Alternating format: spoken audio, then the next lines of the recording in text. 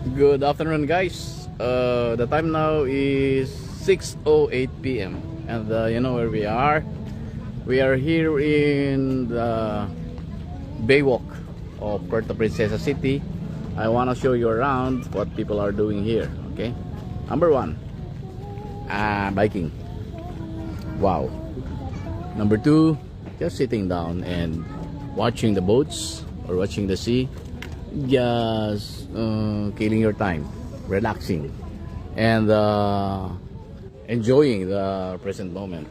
Okay, so friends come here in groups or individually, and they stroll. That's why it's called Baywalk sa Puerto Princesa City, Palawan. All right. Okay, so let's move. Ang galing, ang sarap, di ba? Napaka-peaceful yung lugar, no? Alright. And then, of course, another thing that they can do, jogging.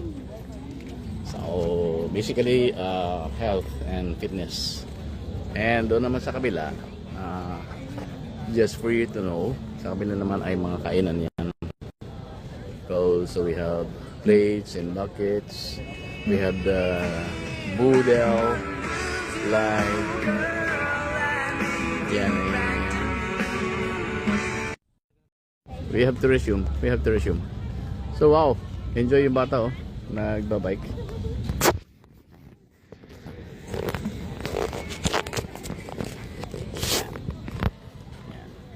Bakit? Parang dilim ng cellphone ko. Hindi maliwanag. Right, but anyway, ang ganda. Ang sarap naman maglakad-lakad, no? Napaka-relaxing talaga. Ang galing. So tamang-tama yung yung pagkakagawa ng facility.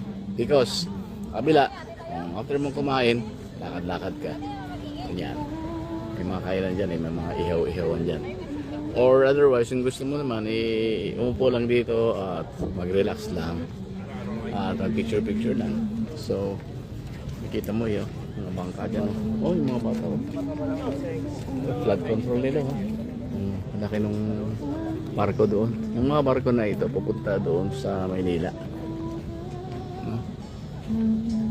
Batangas yata. Batangas yata pupuntahan yung mga yan.